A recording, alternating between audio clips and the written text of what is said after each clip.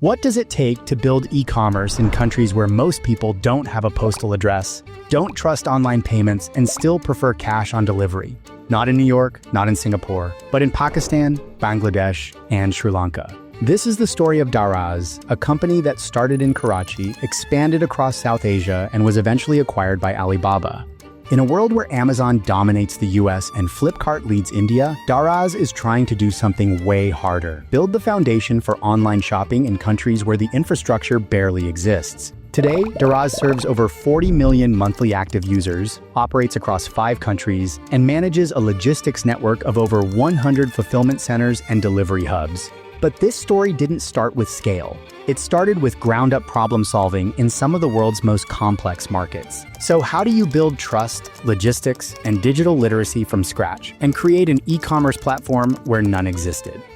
Daraz was founded in 2012 by Rocket Internet, the German venture builder behind other emerging marketplaces like Lazada, Jumia, and Foodpanda. Their playbook: launch fast, localize, and scale aggressively. And online shopping was practically non-existent. Most people had never bought anything digitally. Daraz started with fashion, one of the few categories where early e-commerce worked. They set up centralized warehousing, onboarded sellers, and started educating customers on how to shop online. Over the next few years, Daraz expanded into Bangladesh, Sri Lanka, Nepal, and Myanmar. Each market presented its own challenges. There was no uniform address system. Delivery infrastructure was unreliable, and over 70% of all orders were cash on delivery.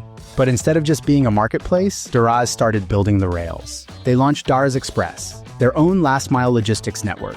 They created seller onboarding programs and localized apps in multiple languages. They weren't just building a company, they were building infrastructure. In 2018, Alibaba acquired Daraz as part of its global expansion strategy. Just like it had done with Lazada in Southeast Asia, Alibaba saw Daraz as its gateway into South Asia. Post-acquisition, Daraz upgraded its tech stack, introduced new payment solutions like Daraz Wallet, and brought in the 11.11 mega sale culture. The backing of Alibaba also meant scale was no longer just an ambition, it became a mandate. But scaling Daraz wasn't about beating other startups. It was about beating WhatsApp sellers, corner shops, and cash-first culture. In markets where trust is low and delivery is uncertain, Daraz made trust a product feature.